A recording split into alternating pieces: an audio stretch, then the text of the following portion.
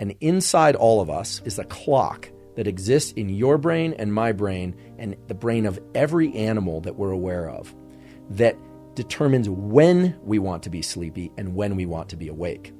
Just think about it. We don't go through the day wanting to fall asleep every 30 minutes and then feeling like we're wide awake. Our sleep and our period of sleepiness tends to be condensed into one block.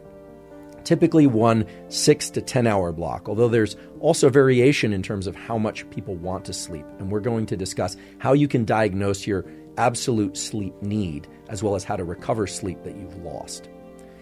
That block of sleep and when it falls within each 24-hour cycle is governed by a number of different things. But the most powerful thing that's governing when you want to be asleep and when you want to be awake is light. And in particular, it's governed by sunlight. Now, I can't emphasize enough how important and how actionable this relationship is between light and when you want to sleep. It's quite simple on the face of it, and it's quite simple to resolve, but people tend to make a big mess of this whole circadian literature, frankly. So let's just break it down from the standpoint of what's going on in your brain and body as you go through one 24-hour day. Let's start with waking. So regardless of how well you slept at night or whether or not you were up all night, most people tend to wake up sometime around when the sun rises. Maybe not right at sunrise, but within an hour or two or maybe 3 of sunrise. Now, I realize there are night shift workers and there are people traveling and experiencing jet lag where this is not going to be the case. We are going to deal with jet lag and shift work at the end of this podcast. But for most people, we tend to wake up about the time that the sun is rising or so. And as we do that, adenosine levels tend to be low if we've been asleep, for reasons that you now understand. And our system generates an internal signal that is in the form of a hormone. Now, I've talked a lot about neuromodulators and neurotransmitters. I haven't talked a lot about hormones yet on this podcast. The definition of a hormone is it's a substance, a chemical, that's released from one organ in your body that goes and acts on other organs elsewhere in your body, including your nervous system. When you wake up in the morning, you wake up because a particular hormone called cortisol is released from your adrenal glands. Your adrenal glands sit right above your kidneys, and there's a little pulse of cortisol. There's also a pulse of some, and when I say a pulse, I just mean the release of a little bit. There's also a pulse of epinephrine, which is adrenaline, from your adrenals and also in your brain, and you feel awake. Now, that pulse of cortisol and adrenaline and epinephrine might come from your alarm clock. It might come from you naturally waking up. But it tends to alert your whole system in your body that it's time to increase your heart rate, it's time to start tensing your muscles, it's time to start moving about. It's very important that that cortisol pulse come early in the day, or at least early in your period of wakefulness. I say that because some people are waking up at 8 p.m. and are sleeping all day. But it's very important that that pulse of cortisol occur early in the day and that it happens all at once. It sort of sets a rising tide of cortisol in your system. Now, many of you have probably heard about cortisol in relation to stress. And indeed, as we go through our day and our life, different stressors, different events happen in our life that make us feel more alert.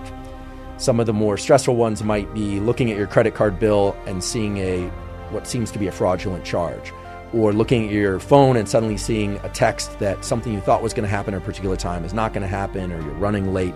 Those will tend to increase norepinephrine and epinephrine and adrenaline in your system. And if they're severe enough, you'll start getting some pulses of cortisol released from your adrenals throughout the day.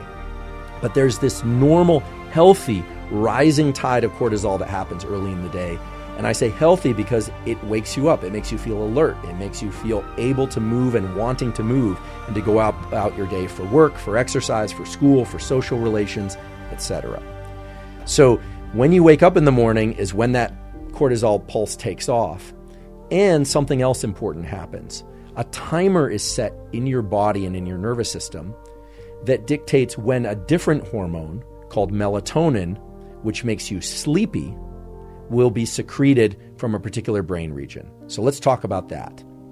When you wake up in the morning and you experience that rise in cortisol, there's a timer that starts going and these are cellular timers, and they're dictated by the relation between different organs in your body, that says to your brain and body that in about 12 to 14 hours, a different hormone, this hormone we're calling melatonin, will be released from your pineal gland. So there's two mechanisms here, a wakefulness signal and a sleepiness signal. And the wakefulness signal triggers the onset of the timer for the sleepiness signal. Now, that sleepiness signal that we call melatonin that's released from the pineal comes only from the pineal. Unless you're taking exogenous melatonin, you're supplementing with melatonin, the only source of melatonin in your body is going to be this pineal gland. So let's talk about the pineal gland for a second.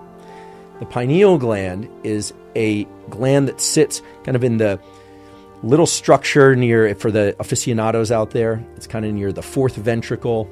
It's about the size of a pea. Descartes, the philosopher, said that the pineal was the seat of the soul.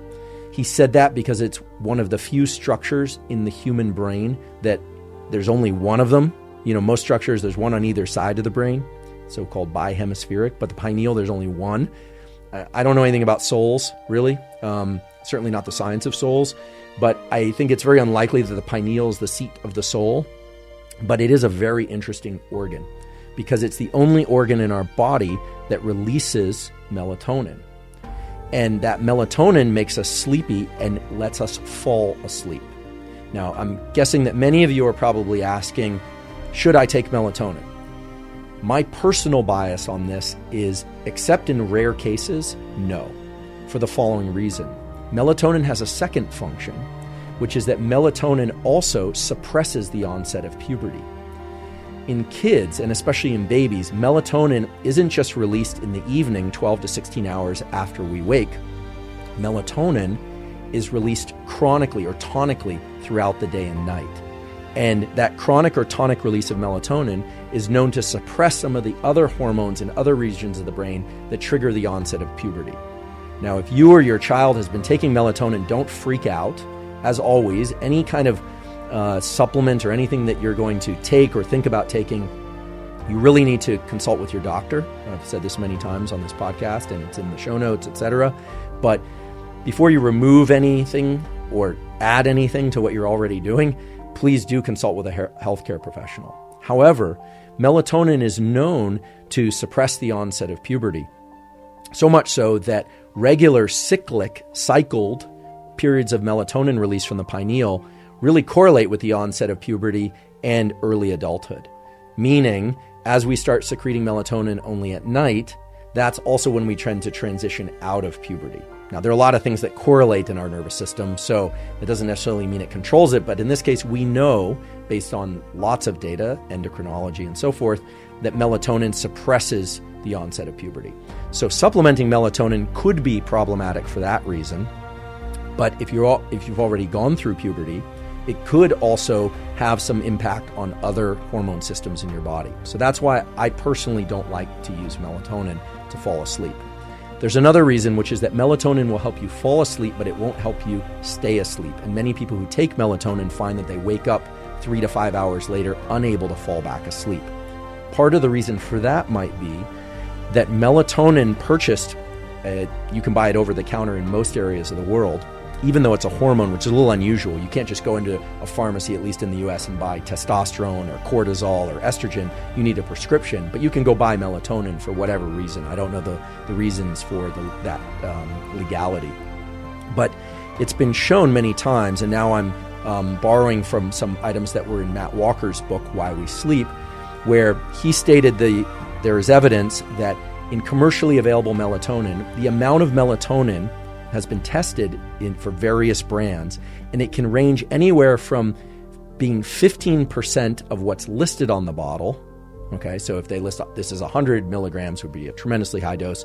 It turns out it's only 15 milligrams in that particular pill or capsule, or up to 400 times more than what's listed on the bottle. So it's completely unregulated. And so for those of you taking melatonin, I will discuss at the end of the podcast some other potential alternatives that are probably safer and don't have these issues. So should you take melatonin? My personal bias is no, but For many people, they find that it does help them. And so if you do find it helps you, then just consider what I'm saying in light of the other practices that you're doing and talk to your healthcare professional.